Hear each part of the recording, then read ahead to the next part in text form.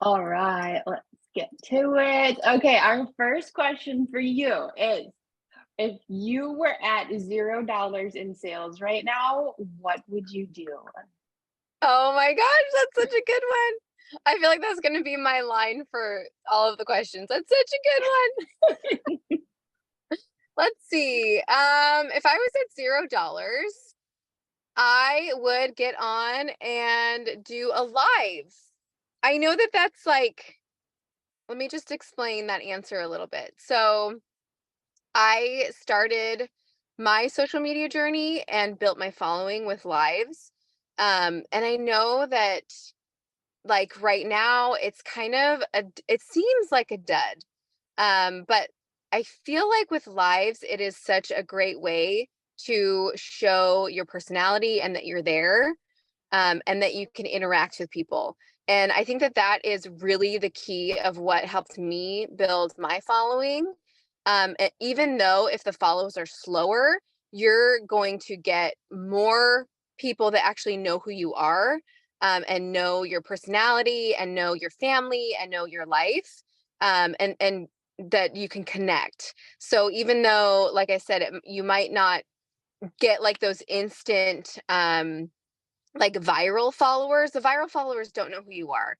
And so I think that the reels are super important to be able to show, just our videos to be shown to more people. But I do think it's really important that we don't give up on doing the lives, because I can't even tell you how many people are just like, I love seeing you with your family and your kids, and I love when your kids interrupt you, or I love when your kid got a bloody nose in the back. It just, you make such a bigger impression, and I think that people connect with you and they want to buy from you when they know that they're supporting your family. So I definitely would say getting on a live, and then also following up with that is sharing your goals. If you share a goal and you say, my goal is to be active for my company, and what that means is I'm selling 3 starter kits. If you or anybody that you know hasn't gotten this yet, reach out to me and I can get you a collection.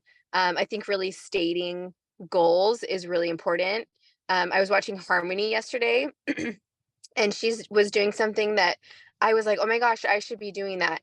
She was, rather than just like putting up the story about the sale, it was actually more complex. She was saying how important it is to get a color match.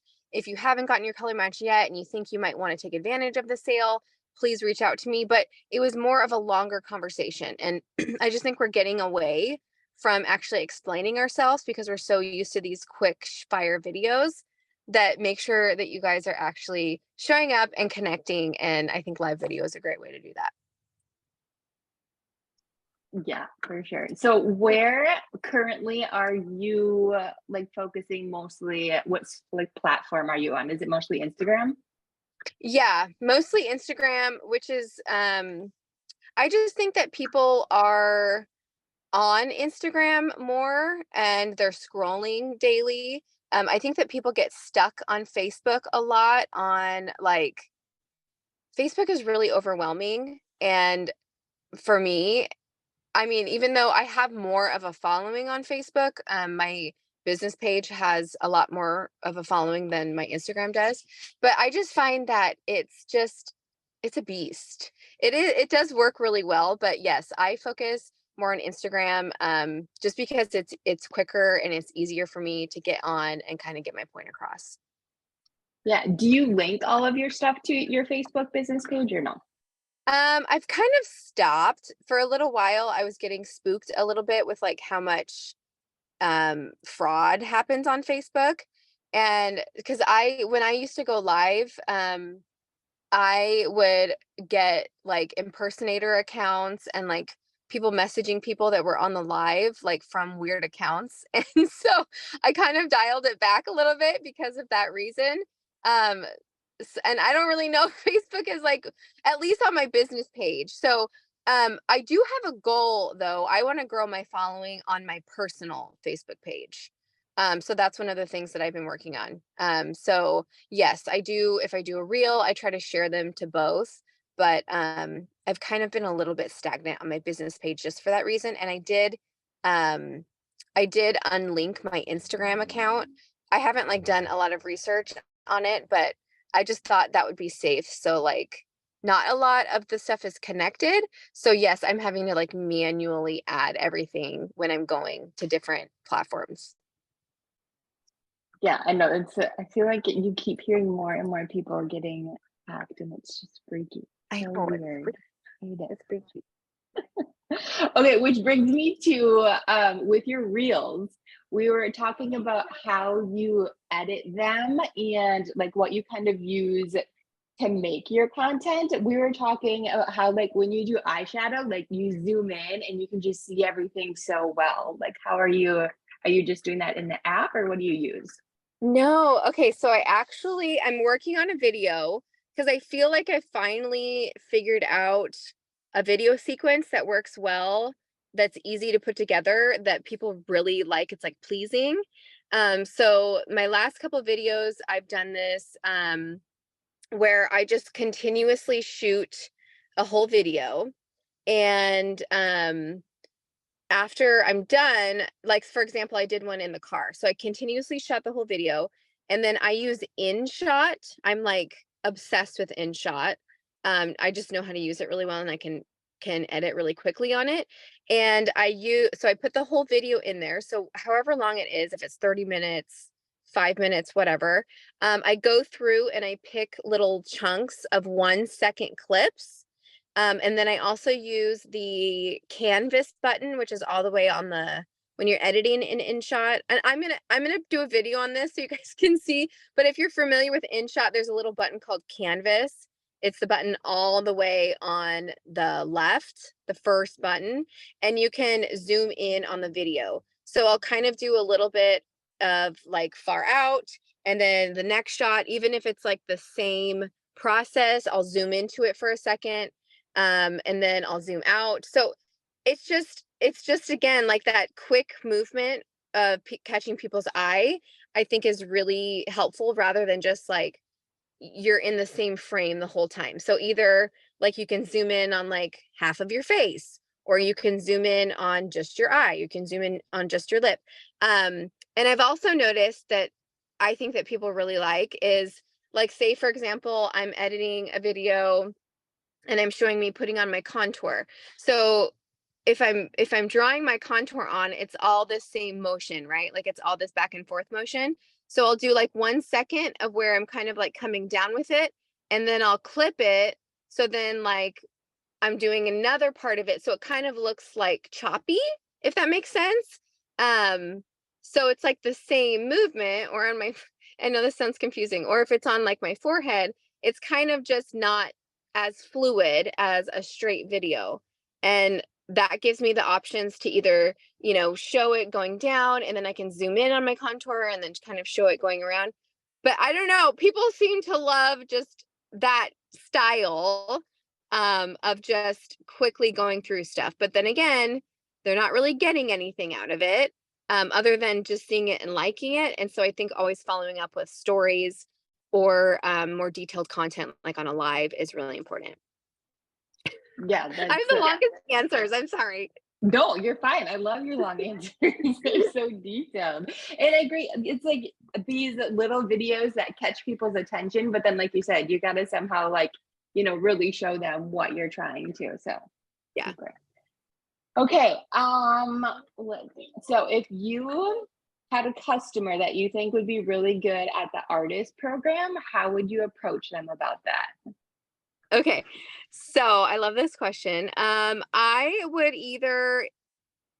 have to kind of tailor the situation. If they are somebody that I think would be really awesome about being a hostess, I would maybe encourage them to do the hostess program. And I try to make everything as easy as possible for the customers. Like even as far as like I will fill out the color match form for people. I just have them send me all of the information that I need for the color match form, and then I actually go and I have my assistant do it, and she writes all of the details in. So it's way easier for them to do like just the text. So just with that, I would try to make the process as easy as possible. And then of course edify her at the end if she was getting customer orders, and try to kind of show her that this is how I do the artist program is just basically in from a hostess standpoint. So that would be one way. And then the second way is I just am I'm just kind of real with people. I try to like there's a lot of people that I have reached out to, like Kristen Cole, for example. If you guys know Kristen Cole, she doesn't do as much as she used to, but she has a pretty good sized team. And she was one of my friends, and I just reached out to her, and one of the things that I just said was just edifying how good she was at makeup, how good she was at Saint, for example. She hadn't tried Saint yet, but if they're a customer, just saying, you do such a good job at this. Like, have you thought about our affiliate platform? So many ladies are taking advantage of it. If anything at all, you do get 20% off product.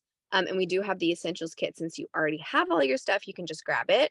And then next time you share with friends and family, you can get not only those rewards, but you can get commission. And so just kind of keeping it light. And if it gets to a point of them making a decision, I kind of just try to make the decision for them. If they express any sort of interest, if they're like, oh yeah, that sounds fun, or oh yeah, I've kind of thought of that a little bit.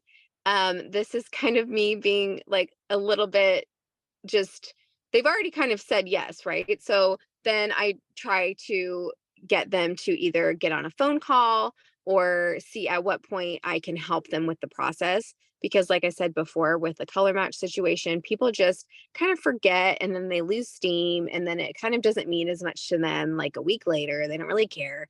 So, if you do get any glimmer of hope, trying to get them to take advantage of it at that time when they're excited. Would you, so say they're like, not right now, or they're, like, oh, I don't think so, or it's not a good time. How many would you reach back out to them, or how would you bring that up?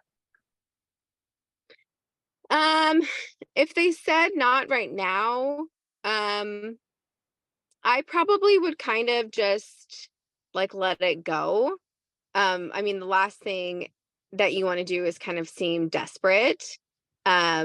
I mean, and they're watching your stuff. So, at least you expressed the interest. You told them how good they would be at it. Um, if they were like, no, I don't think so. If they said, like, I can't do it right now, if that was the situation, then I would probably wait maybe like a couple months and, give them some sort of thing like, hey, I just got my friend signed up. She was kind of in the same boat as you. Did you think about it anymore? Did you talk to your husband? Did you talk to your friends? I'm or giving them a little bit of a call to action, like I'm starting a new artist campaign, or we're doing some little new onboarding thing. I'd love to get you started right now. It's such a good time. Little things like that to see if you can get them to make the commitment. Yeah, I love that. Okay, going back to you were talking about that you have your assistant do a couple things for you. So, what does your day kind of look like now? I mean, obviously, you have your assistant. Like, how much time do you spend with her, and what is your main focus as for like content and team stuff, that type of thing? Yeah, I'm probably the worst person to ask this because I'm so inconsistent. And I think that just kind of goes with my personality.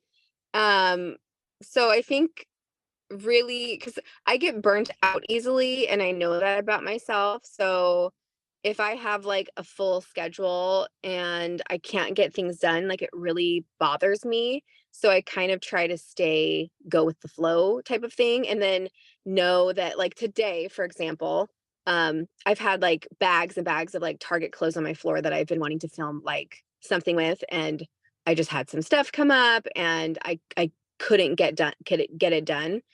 Um, so I think just being kind to yourself and knowing that if you set a goal to do something and you don't get it done, that it's okay, that you can try again tomorrow. But in reality, like what my day looks like is I spend a lot of time doing um more so like artist stuff. I really try to stay connected with my directs and my leaders and the people, just like kind of on a friend level. So like in the morning when I get up, I usually have some sort of message or something that I'm getting back to. I spend a ton of time in Telegram, just and not that that's like work for me, but that's where I want to be, to spend time to get people to make Saint a part of their daily lives too. But usually I'll kind of hang out on Telegram for a little bit. And then I've gotten to the point now where a lot of, since I built up a customer base, a lot of my stuff that I do throughout the month does come through on reorders. So just letting you guys know, if you grind really, really hard, I really only do now about maybe one video a week, and I still maintain my same amount of sales from the amounts of videos that I've put up throughout the years. But when I was grinding hard, I definitely was doing a couple videos, at least 2 to 3 live videos a week, and then putting out regular stories and regular content. But I've kind of gotten to the point now, like I said, where it just is rolling, which is really exciting. Um, so that gives you guys something to look forward to. I have some girls that are just so deep in like these high sales, and they feel like they are just like on this hamster wheel spinning. And I keep telling them, I'm like, you'll get to the point where, you have so much content out there that it's going to keep all of this stuff coming in. So I'm not really answering your question that great, but I mean, it's really nice. I mean, I have a lot of time freedom to do things, which again is a product of the grind that I've put in for 6 years. But I do have to tell myself not to get complacent. And so I make sure, and so like right now I have whams that I do. I do whams once a week, 2 times a day. And then just kind of going with the flow with stuff. I'm the worst with this question because I'm like the opposite of like, I feel like Jackie is so good at like knowing what she's doing. And well, is she? Is she though? Or does she just do a lot? I think she just does a lot. It seems She like. just does a lot. Yeah. Yeah. But on a day when I'm creating content, I kind of just sit. My assistant sits there. She helps me answer. She asks me questions and then I answer them for her. And then she kind of responds to things and does stuff. So it's a little bit different than it used to look like. It used to definitely be more stressful with my kids and just having to do kind of everything on my own. But when you get to that point where you do feel that overwhelm, I think if you don't make the conscious choice to pivot and to offset a lot of your work onto others, then you get burnt out. And so, like I said, I get burnt out easily. So I know that. So I can offset work onto people that I know can handle the load. Yeah, I have a question in the chat now, which I'm embarrassed to ask to tell you. That's my bad. But some people are asking what a wham is. Oh, I'm sure. So a wham, I didn't know what a wham was for the longest time. Wham, yes, is a weekly accountability meeting, and I am so obsessed with them. I usually only do them once a quarter, but I offer them to every single person on Team Icon, which is every single one of you guys here. And I have, because I have a lot of um, people that aren't under leaders that don't specifically get a lot of help, but they might be like way somewhere down the line. So we're running one right now, and then I'll probably start another one maybe in like July. But yeah, we just meet once a week and we have accountability goals and we just chat and talk. And I'm pretty low key with mine. It's kind of the same environment where it's just like we just talk. And I find that to me is more important than like having this like heavy training, because like I said in the beginning, it's just like that connection piece of making sure that everybody knows each other and they know where to go if they have questions, or like this girl does a lot of in-home parties and this girl does a lot of reels, and it's like it's a huge community. We all know who to ask for questions and when we need help with stuff. Yeah, they're really helpful just to like talk with other people, I feel like, and connect and just see how people's Yeah. weeks are going. I agree. Yeah. All right. So thinking back to like, a couple years ago, what would you say is the biggest like aha moment you had in your business where it's like, holy smokes, this is, where things are going or this is working. What do you feel like? Yeah. Oh my gosh. Okay. So, oh, and I see your guys' questions. I will pop back in when we go through these and then answer anything that you guys ask in the chat. So I I feel like I'm like ignorance on fire because I never really like I guess I got my aha moment like pretty soon. Like there was never a time where I was like, oh, like what am I doing here? Or like didn't have what's the word I'm looking for? There was never a time when I didn't have like faith in the company succeeding, or I guess even like myself succeeding. I came from another company where I just literally worked there for like a blip. It was Senegens, and I was there for like 3 months and I hated it. And then, but Amanda Ernest, which is my upline, she was always like, you know what? When you go to those conference, because she was with this other company, when you go to those conferences and you see those people that walk across the stage and they collect those giant checks that are like the size of a car, she's like, you know what they're doing? They're building a legacy. And I was like, what's a legacy? So then it kind of came down to like building, like team building. And I realized that that's where I wanted to be, to build my structure and build my team. And so I did that from the beginning, and I saw a lot of movement really quickly. And so I think that like the aha moment was in the just in like moving forward with Saint, or Mascara at the time, and seeing people be as excited as I was. I think that's the kicker, is when you do kind of step into that team building zone. Like if you're just kind of doing your own thing and you're doing your sales and you're going along, there's not a lot of other people aside from maybe like sidelines, um, of where you feel like, oh my gosh, this is changing somebody's life. Like, this is amazing. Like, I shared an opportunity with her, and now she's making all this money, or, she's able to do this or do that. I think that that's where I felt like this is not only impacting me, it's impacting so many other women. And why would I ever stop talking about this or sharing about it, or, wanting to really shout from the rooftops about it? So I've kind of always had that mentality. Um, and there's definitely been ups and downs, and like starting from day one, like going through everything. I cannot even tell you guys like how stressful sometimes things have been. Or like there was a point when we literally had no brushes. There was no brushes. There was one brush. And then there was a time when we ran out of compacts. They weren't doing rain checks. You just didn't get a compact. It was so insane. Like a lot of you have probably been around that long and can remember that. But now, like when we have these little blips in the road, I'm like, you guys, like this is nothing. We are here in the long haul, and like Kara is so committed to this cause, and the beautiful building that they just built, and everything that they have planned, and all of the things that we're gonna. I don't know anything that they're releasing at conference, but I just know conference is going to be so amazing. And those are the things that really gets me so super excited, is just thinking about how small we are right now and how much we are going to grow and how much we have grown.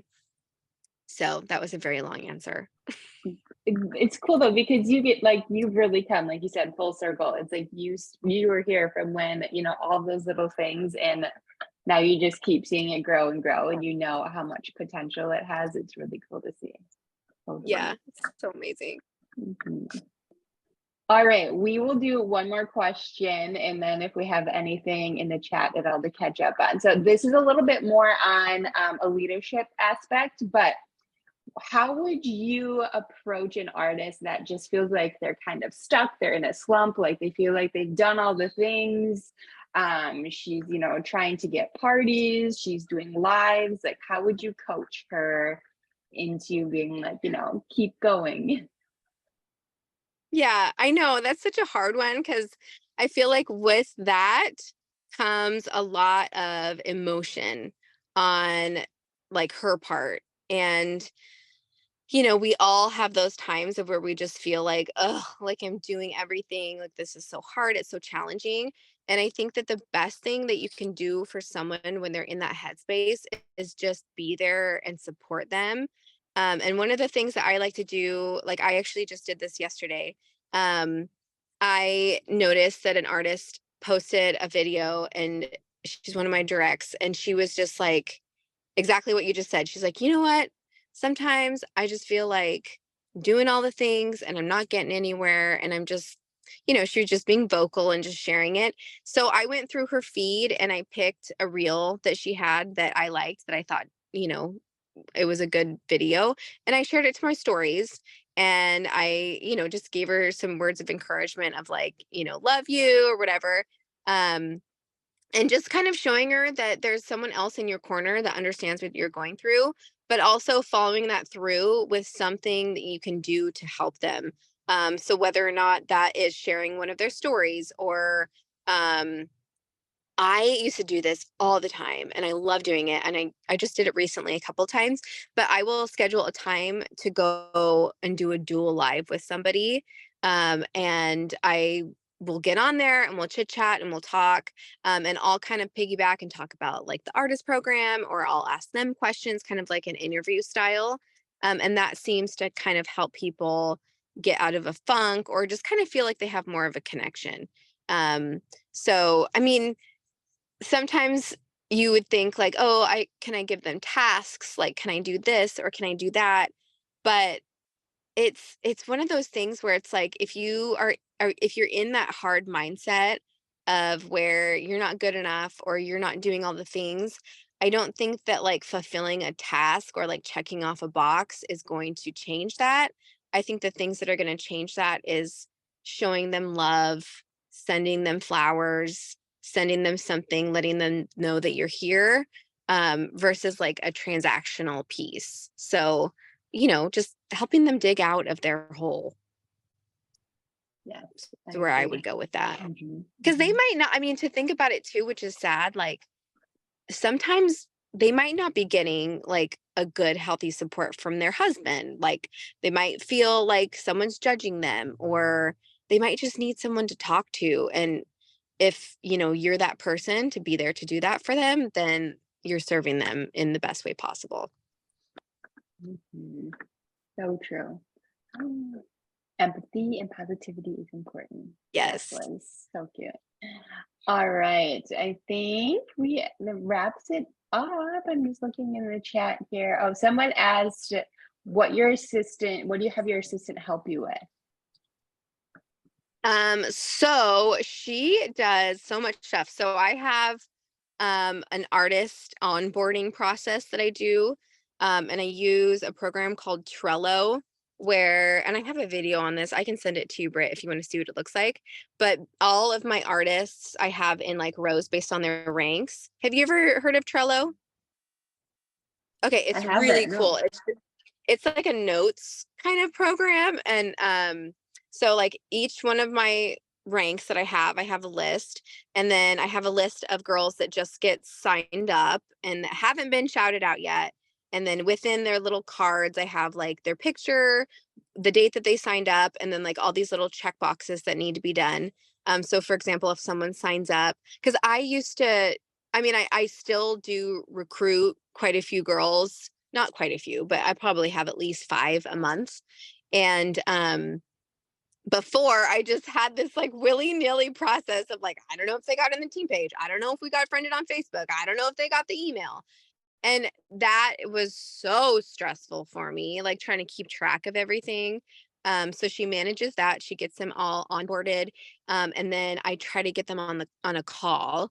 So I'm talking to them within the first like couple weeks to 3 weeks, or at least after they get their kit. So she does that. And then she also manages for me to do reach outs to my artists as well.